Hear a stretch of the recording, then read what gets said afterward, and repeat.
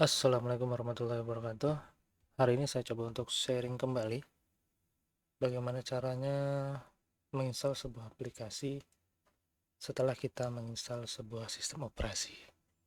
Jadi memang pada saat kita menginstal sebuah sistem operasi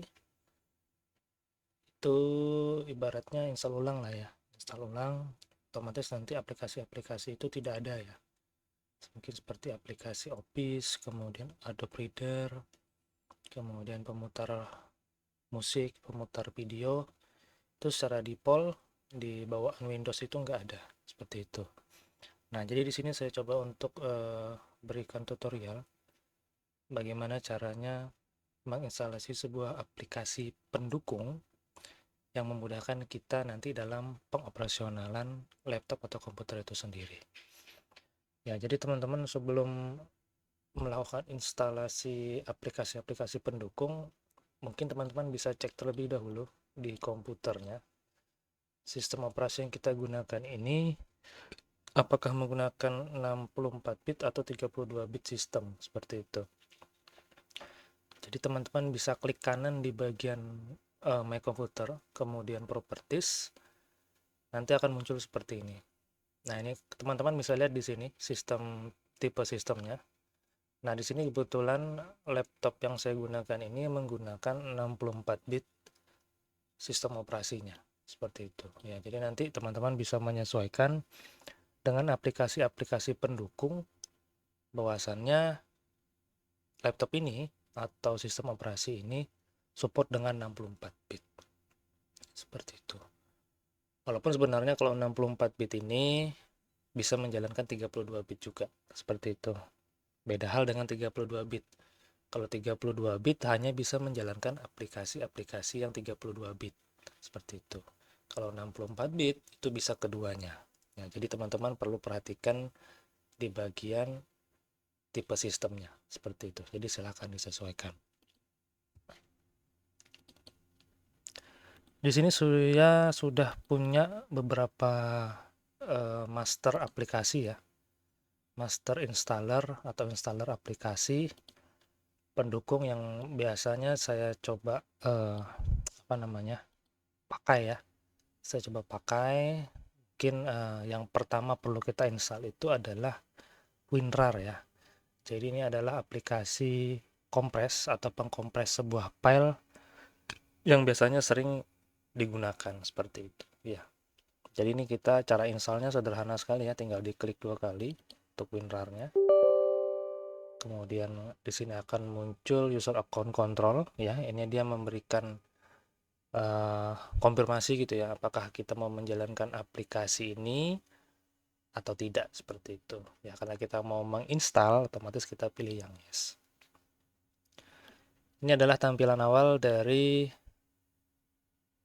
installer untuk aplikasi WinRAR ya. Jadi pada prinsipnya sebenarnya kalau mau install aplikasi basicnya Windows, yaitu tinggal klik 2 kali, next sampai finish. Basicnya seperti itu. Ya, kalaupun nanti mungkin memang ada yang harus diisikan produknya ya silahkan diisi, ataupun mungkin ada yang harus dicentang ya silahkan dicentang. Ya. Nah di sini untuk WinRAR ya, penginstalannya sederhana sekali ya. Pada saat kita klik tombol install tadi, maka dia akan berjalan proses installnya dengan cepat seperti itu. Nah, jadi teman-teman bisa lihat di sini. Teman-teman bisa lihat ekstensi yang disupport oleh WinRAR ini ya. Jadi teman-teman bisa sesuaikan, mau di poll seperti ini boleh, atau mau dikurangin boleh, atau mau di-fullkan jadi semuanya juga boleh. Ya, kalau saya sih biasanya ya saya biarkan di poll aja seperti itu. Kalau sudah tinggal di OK. Kemudian done. Nah, aplikasi WinRAR-nya sudah terinstall. Teman-teman bisa cek di sini ya. Nah, ini aplikasi WinRAR-nya sudah terinstall. Kalau dia sudah muncul di sini artinya aplikasi WinRAR-nya sudah terinstall. Seperti itu. Nah, selain aplikasi kompres sebuah file ya, kemudian ada lagi yang namanya Adobe Reader. Nah, ini biasanya Adobe Reader ini digunakan untuk membuka file-file PDF ya.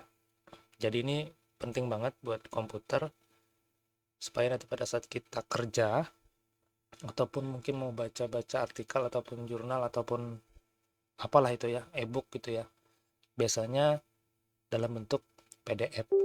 Jadi aplikasi untuk membuka ekstensi PDF itu adalah Adobe Reader seperti itu, atau Adobe Acrobat seperti itu ya. Oke, ini proses instalasinya.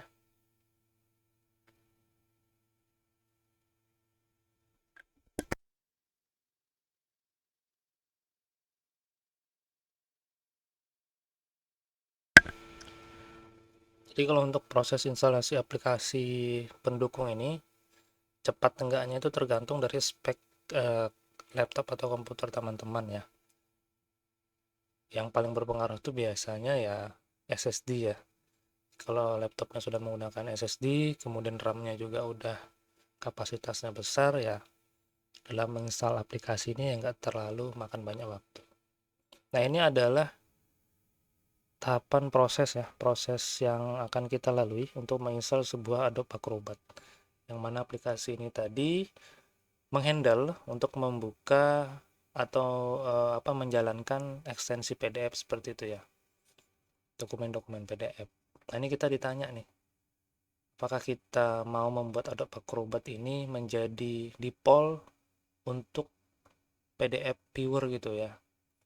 Artinya adalah pada saat ada dokumen PDF masuk ke komputer atau laptop kita klik 2 kali, maka nanti akan dibuka otomatis oleh Adobe Acrobat ini. Seperti itu. Nah, defaultnya saya biarkan ini tercentang.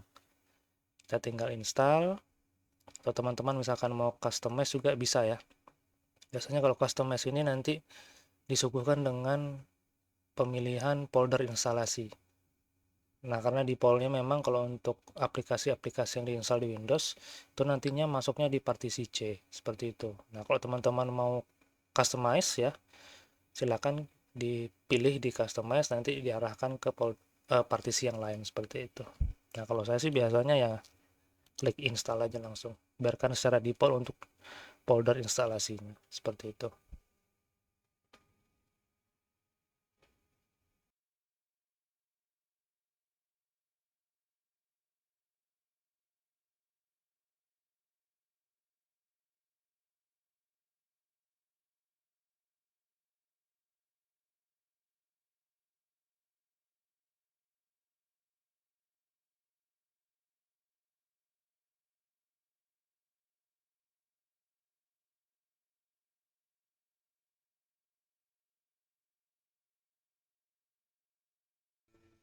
Oke, ini tahapan instalasi untuk Adobe Acrobat-nya sudah selesai ya. Jadi kita tinggal klik finish. Kemudian kita lihat di desktop itu udah ada icon dari Adobe-nya seperti itu. Kita coba buka dulu, kita coba jalankan ya, Adobe Acrobat Reader. Jadi ini PDF Reader gitu ya. Nah ini nanti kalau untuk Adobe Acrobat Reader sendiri, ini nanti ada semacam license agreement gitu ya. Jadi ini teman-teman silahkan klik accept aja, dan Adobe Reader-nya udah siap untuk digunakan seperti itu. Nah ini ditanya nih, tadi ditanya lagi apakah Adobe Reader ini apakah Adobe Acrobat ini mau jadi defaultnya untuk pembacaan aplikasi atau ekstensi PDF. Nah ini saya biasa klik ini kemudian yes, seperti itu. Jadi semua PDF nanti pada saat saya masukkan di komputer atau laptop ini, saya buka PDF-nya, nanti otomatis langsung dibuka oleh atau dibaca oleh Adobe Reader ini, seperti itu ya. Nah ini kita disuruh ganti nih, karena defaultnya itu kalau untuk di Windows dia bukanya pakai Microsoft Edge. Ini saya coba ganti jadi Adobe Acrobat DC. Jadi nanti semua file PDF akan dibuka oleh aplikasi Adobe Acrobat ini, seperti itu. Oke, ini sudah untuk Adobe Reader-nya. Kemudian lanjut lagi ya. Di sini ada browser ya. Jadi browser di sini mungkin ada dua yang saya gunakan. Ada Chrome, ada Firefox seperti itu. Saya coba install yang Chrome.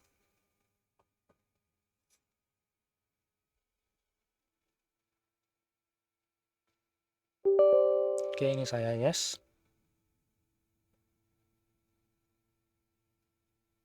Nah, jadi teman-teman bisa lihat ya di sini ya. Kalau misalkan Chrome Standalone Setup 64 artinya ini aplikasi berjalan di sistem 64 bit seperti itu. Jadi ini aplikasi khusus 64 bit. Jadi kalau kita punya sistemnya tadi sudah 64 bit, mau menjalankan aplikasi 32 bit, 64 bit itu nggak masalah. Beda halnya misalkan tadi kita punya sistemnya 32 bit, mau menjalankan aplikasi 64 bit, nah itu nggak bisa, seperti itu. Nah, ini proses untuk install Google Chrome cukup singkat ya. Jadi dia nggak bertele-tele gitu ya. Jadi sudah selesai ini, tinggal kita klik down sign in. Kemudian ini ditanya mau jadikan default browser atau enggak ya. Kalau saya sih biasanya default browsernya Google Chrome. Jadi saya tinggal klik di sini. Seperti itu. Nah, pada saat kita tadi klik set as default gitu ya, web browser ya, maka akan muncul window setting seperti ini. Jadi kita tinggal ganti nih di web browsernya yang semulanya menggunakan Microsoft Edge, kemudian kita ganti menjadi Google Chrome. Nah, secara default nanti kalau misalkan ada kita buka browser ya, diarahkan ke browser gitu ya, otomatis nanti yang terbuka adalah Google Chrome dengan otomatis seperti itu. Nah, ini Google Chrome-nya sudah selesai install, tinggal close dan dia juga sudah ada di desktop. Kemudian kita coba install Firefox. Kalau untuk Firefox ini rasanya 32 bit ini kalau nggak salah. Saya lupa juga nih, kalau nggak salah 32 bit ya. Tapi tetap bisa running karena sistem kita tadi 64 bit seperti itu. Ini bagian dari proses untuk menginstal aplikasi Firefox ya. Jadi memang kalau saya pada saat instalasi itu saya kasih dua browser ya. Seperti itu. Nah, ini kalau untuk Firefox ini mungkin agak sedikit panjang ya ketimbang Google Chrome tadi ya. Kalau Google Chrome tinggal klik 2 kali, dia otomatis langsung selesai seperti itu. Kalau ini ya kita tinggal klik lanjut atau next ya. Ini standar aja, lanjut. Ini pasang gitu ya. Ini kebetulan Firefox-nya yang bahasa Indonesia nih.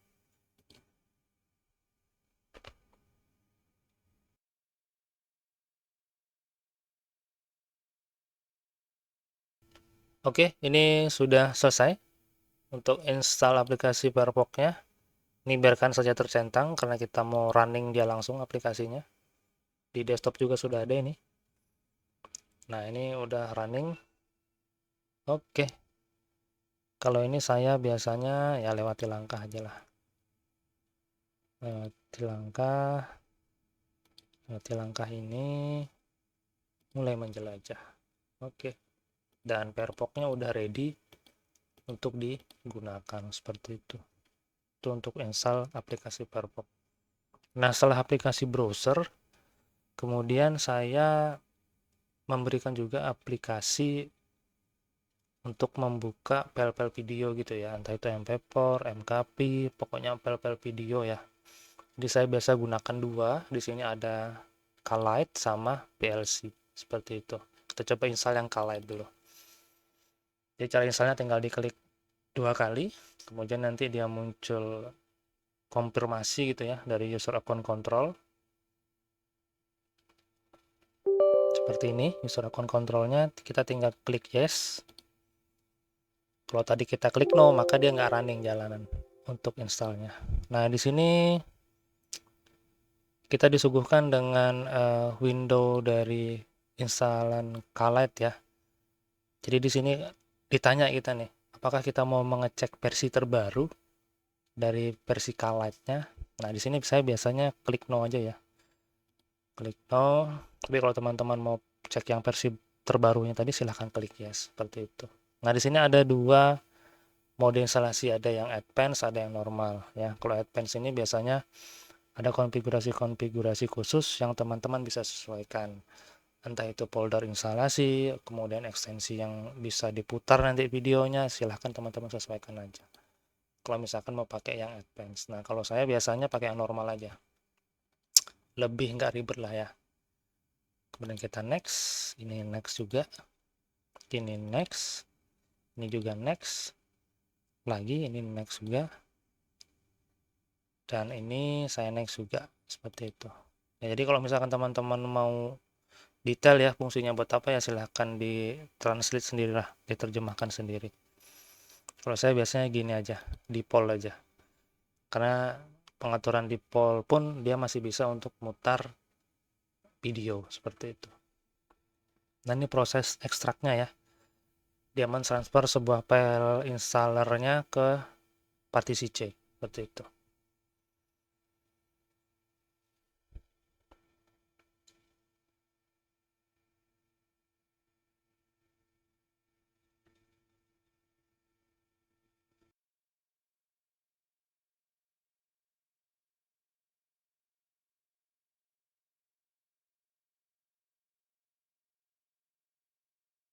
Oke, ini sudah selesai untuk dari Calite-nya, tinggal kita klik finish. Kemudian kita lanjut lagi. Nah, ini di close aja ya, karena biasanya dari Calite itu dia pada selesai kita install aplikasi Calite-nya, kita diarahkan ke situs dari Calite-nya gitu ya. Nah, ini di close aja. Kemudian masuk lagi ke PLC ya. Ini aplikasi pemutar video juga. Kemudian ini kita yes. Ini di pollnya ya, saya pilih English aja lah ya, karena udah kebiasa dengan bahasa Inggris. Kalau diterjemahkan ke Indonesia malah bingung nanti. Ini next, license agreement-nya next. Nah ini juga bisa teman-teman sesuaikan ya. Kalau saya di poll aja next, ini juga bisa disesuaikan folder untuk installnya, install ya. Jadi biasanya kalau untuk install aplikasi ini saya nggak terlalu banyak customize ya, jadi saya biarkan secara defaultnya aja seperti itu.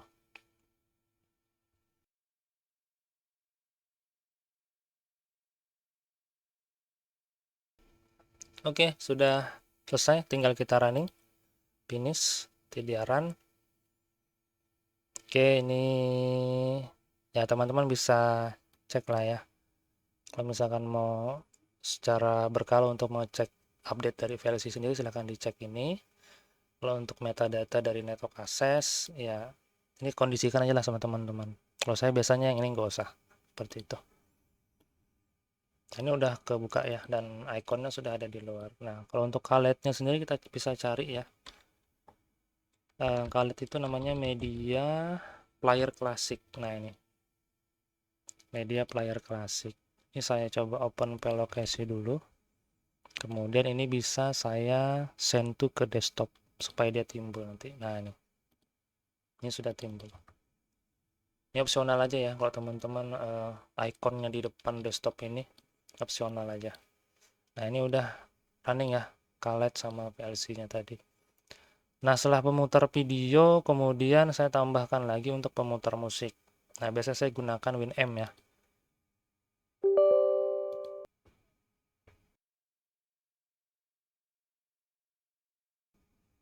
Di sini,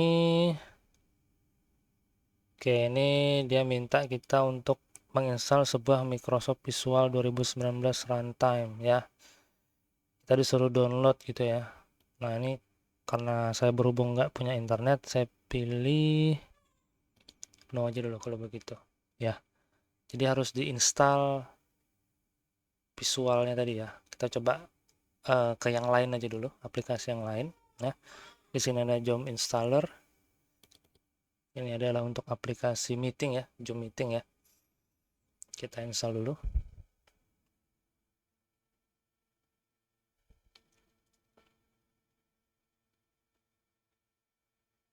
Oke. Tadi untuk yang Winamp-nya harus ada aplikasi Visual 2019. Ini kita skip dulu Winamp-nya, pemutar musiknya. Kita install Zoom dulu ya. Ini kita yes. Zoom Meeting.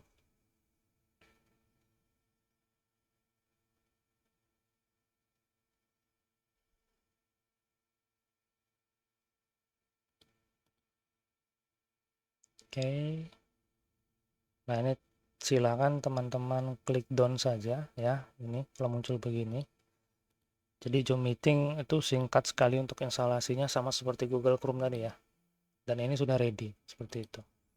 Jadi kita tinggal cari aplikasinya nih, kemudian kita open file, kemudian kita tinggal sentuh ke depan desktop seperti itu. Habis aplikasi Zoom, kemudian kita coba install aplikasi editing video ya. Ini editing video standar sih ya, jadi kita menggunakan Photoscape. Kemudian kita yes aplikasinya. Nah, di sini kita tinggal klik agree install. Nah, ini saya nggak install Google Drive ya, jadi saya nggak includekan Google Drive. Kemudian next. Ini aplikasi editing video yang standar sekali ya, yang biasa digunakan.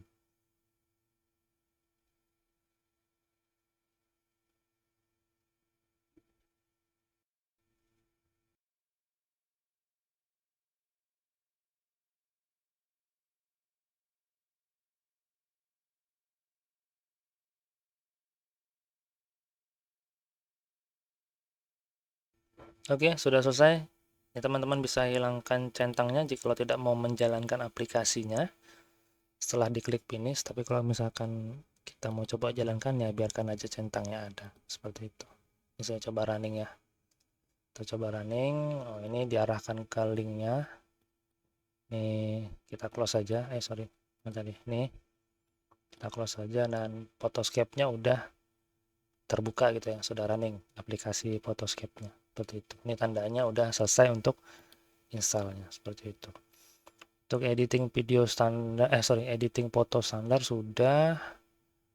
Kemudian mungkin teman-teman bisa aja ini ya, CC Cleaner ya. Jadi CC Cleaner ini biasanya digunakan untuk maintenance di dalam laptop itu sendiri ya. Entah itu mungkin sampah yang belum terhapus secara sepenuhnya, mungkin ada sampah-sampah atau history dari penggunaan laptop atau dari registry dari komputer, itu ya macam-macam lah ya. Jadi fungsinya aplikasi ini untuk lebih ke maintenance sistem operasinya seperti itu.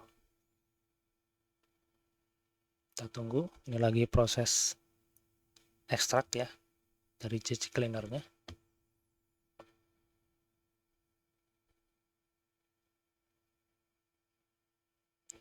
Oke, CC Cleaner. Nah, ini tinggal kita klik install ya. Klik install, prosesnya juga sebentar juga, nggak lama. Nah, ini udah muncul. Kita tinggal close.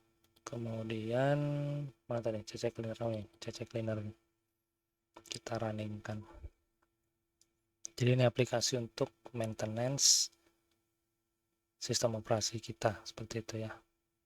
Nah, ini silahkan teman-teman start, kemudian ini klik run your first scan seperti itu ya.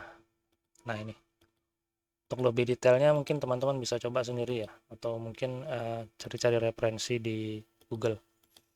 Kalau saya sih biasa gunakan ini untuk cleaning ya, untuk cleaning di komputer atau laptop saya seperti itu.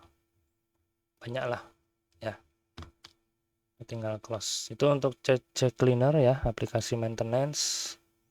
Kemudian kita coba install ini ya, aplikasi Visual C++ ya, Visual C++. Nah, di sini ada dua master instalasi ya, ada yang 64, ada yang 86. Nah, kalaupun kita mau jalankan yang 86 ya bisa juga ya, karena sistem operasi kita tadi adalah 64 bit. Tapi alangkah baiknya jikalau memang ada aplikasi installer yang 64 bit, ya gunakan yang 64 bit seperti itu. Nah, ini biasanya Microsoft Visual C++ ini digunakan sebagai aplikasi pendukung gitu ya, untuk menjalankan aplikasi lain, contoh seperti itu ya.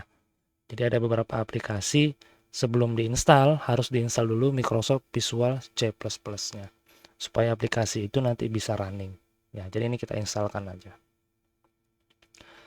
proses installnya selesai ya, selesai.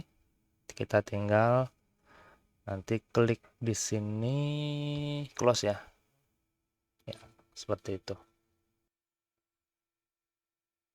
Oke, kita lanjut ya. Mungkin selanjutnya kita coba untuk install WinM lagi ya, karena tadi Visual C++ nya sudah kita coba install yang versi 64 bit. Apakah dia mau untuk diinstal atau tidak?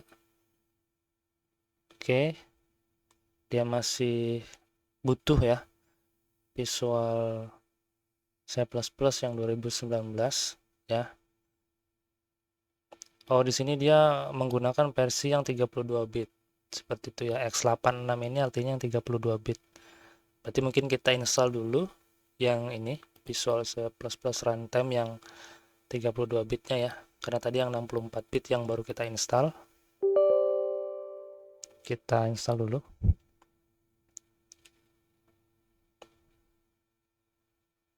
Nah, ini aplikasi pendukung ya untuk menjalankan aplikasi yang lainnya.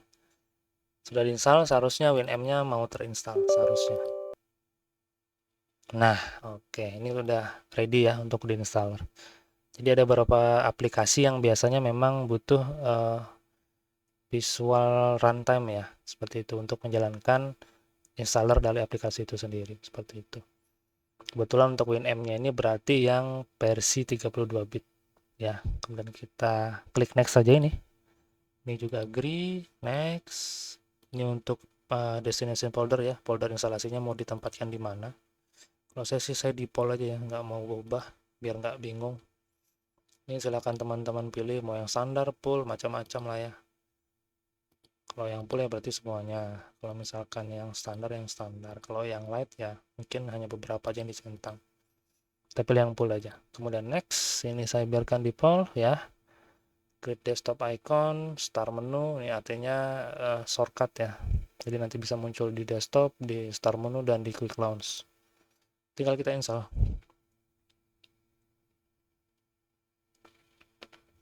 Ini prosesnya sebentar aja, nggak begitu lama. Oke, di sini dia minta untuk DirectX ya. Nah, ini di oke aja nggak masalah. Oke, ini kita coba langsung jalankan WinM-nya. Dan WinM-nya juga ikonnya udah muncul di desktop. Itu tandanya aplikasinya sudah terinstall seperti itu. Di sini ada user account control, kita yes saja. Kita cek. Ini saya langsung, ini teman-teman bisa sesuaikan ya. Mau skin sama association-nya, pilih nanti apa. Kalau ini saya langsung finish saja ya.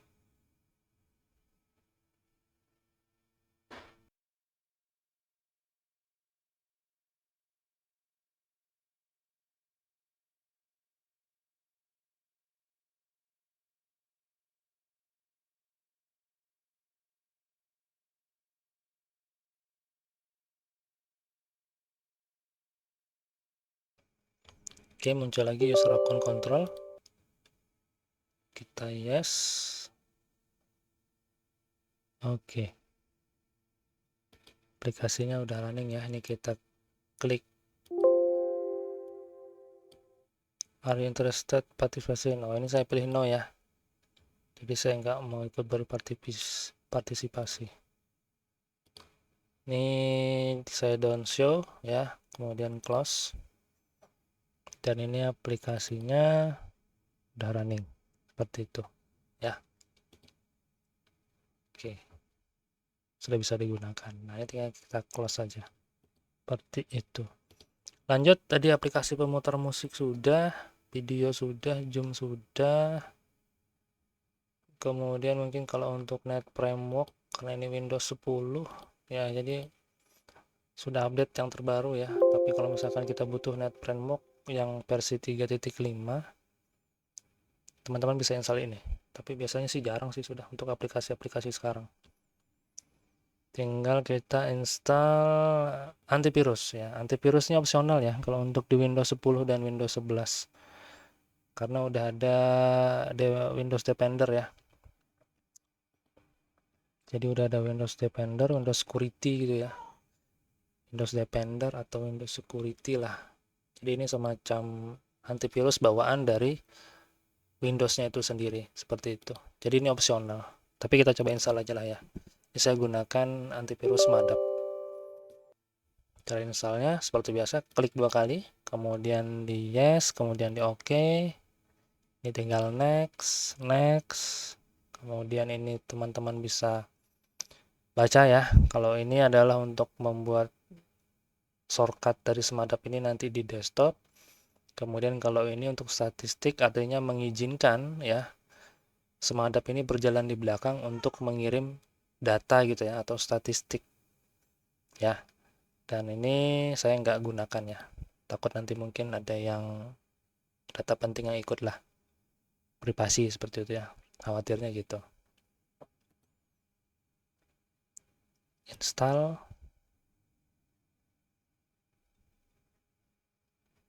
Oke, ini ikonnya sudah muncul, tandanya aplikasi sudah siap. Nah, ini udah running, kita tinggal finish. Nah, ini udah running ya. Kita klik OK aja ini. Nah, ini udah running. Jadi aplikasinya sudah bisa digunakan. Kalau teman-teman mau pakai yang Pro ya silakan beli. Beli untuk aktivasi yang Pro-nya seperti itu ya. Nah, ini antivirusnya udah ready. Oke, antivirus sudah. Nah, ini kedetek nih. Oh, ternyata Photoscape-nya terindikasi virus ya. Ini saya ignore aja ya. Saya ignore. Oke. Oke. Nah, tinggal aplikasi Office ya. Nah, aplikasi Office itu saya biasa gunakan Microsoft Office ya. Microsoft Office. Nah, jadi Microsoft Office dan kebetulan saya punyanya yang 2010 di sini. Kita coba dulu. Kita coba. Ini adalah master instalasi dari Office 2010. Ini kita klik 2 kali. Kemudian yes, seperti itu. Ini adalah tampilan awal dari setup Microsoft Office Professional Plus 2010 ya. Jadi prinsipnya kalau untuk install Microsoft Office itu yang versi yang di atas ini mungkin ya kurang lebih sama aja ya prosesnya. Kurang lebih sama. Nah, ini kita diberikan dua menu ya. Mau install now atau di customize. Kalau install now ini artinya semua paket yang ada di aplikasi ini akan terinstall ya. Tanpa ada ubahan-ubahan, tapi kalau kita mungkin mau customize bisa. Nah, di sini saya coba contohkan yang customize ya. Customize. Nah, di sini kita bisa pilih mana yang mau kita gunakan seperti itu. Nah, biasanya kalau saya sih ini yang nggak saya pakai. Kemudian OneNote juga nggak saya pakai, Outlook juga nggak saya pakai, Publisher juga nggak saya pakai, ini nggak saya pakai. Jadi biasanya kalau untuk penggunaan sehari-hari ya paling Microsoft Access, PowerPoint, Microsoft Word, sama Excel, udah itu aja. Kalau yang di bawah ini nggak saya nonaktifkan karena ini adalah semacam tools ya atau fitur dari Microsoft Office-nya. Jadi cukup 1, 2, 3, 4 seperti itu. Jadi ada Word, PowerPoint, Excel, sama Access. Tinggal kita klik install gitu ya. Tapi kalau misalkan teman-teman mau ubah file lokasi installernya, mau di partisi yang lain ya silahkan di sini. Bebas ya. Tapi kalau saya sih default aja lah ya. Default aja. Tinggal klik install. Nah, ini kita tinggal menunggu saja. Nah, ini dari Semadap nih ya. Ini Semadap agak sedikit sensitif nih. Nah, ini mungkin saya always skip run lah ya. Semadapnya saya nonaktifkan dulu. Saya exit aja dulu. Ini tinggal menunggu ya. Tinggal menunggu sampai nanti prosesnya selesai. Seperti itu.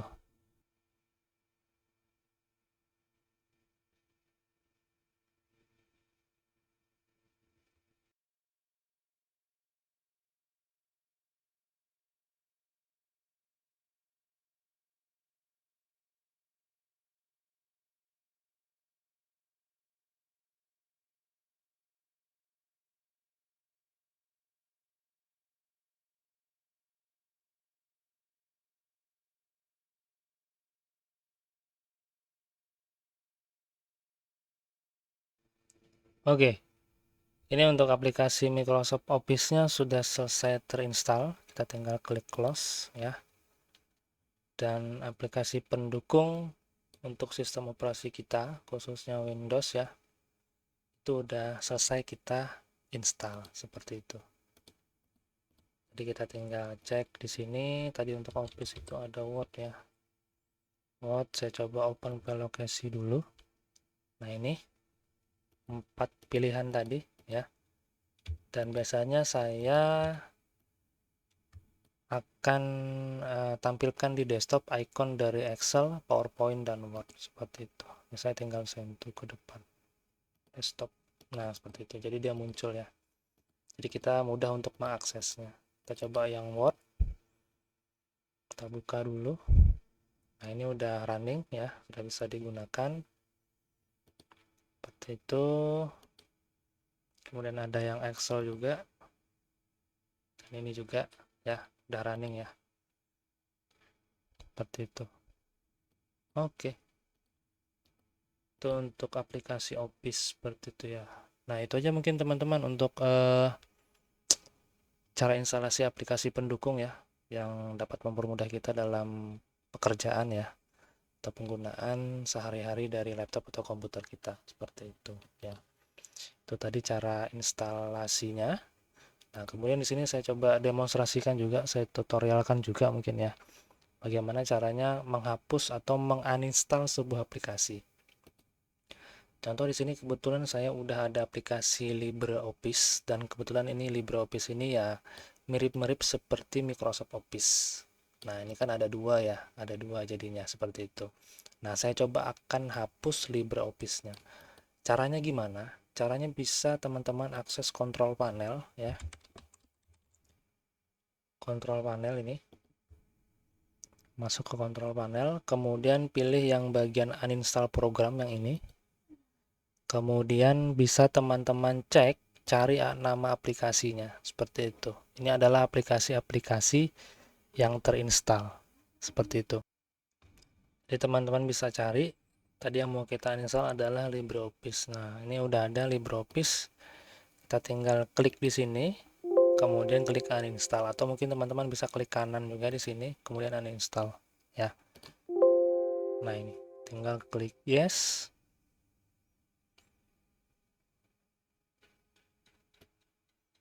Jadi pada saat ada pilihan antara tombol yes dan tombol no, itu adalah tombol konfirmasi. Apakah kita benar mau menguninstall LibreOffice ini atau enggak, seperti itu. Nah, ini kita disuguhkan dengan window dari user account control. Kita ditanya, benarkah kita nih mau menghapus dari LibreOffice ini? Kita pilih yes, seperti itu. Jadi ada 2 kali konfirmasi ya.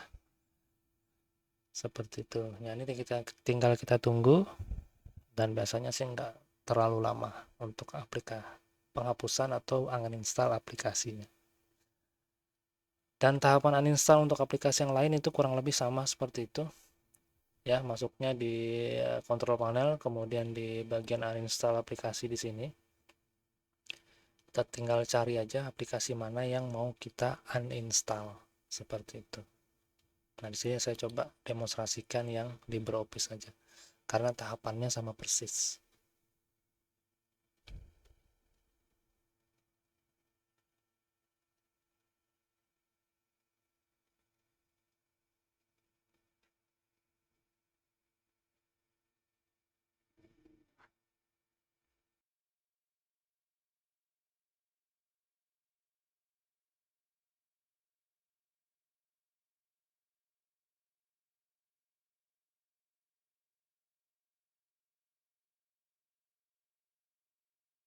Bisa kita lihat ya, untuk icon dari LibreOffice-nya di desktop itu sudah hilang ya. Jadi ini sebentar lagi proses uninstall-nya akan selesai. Kita tunggu aja ya.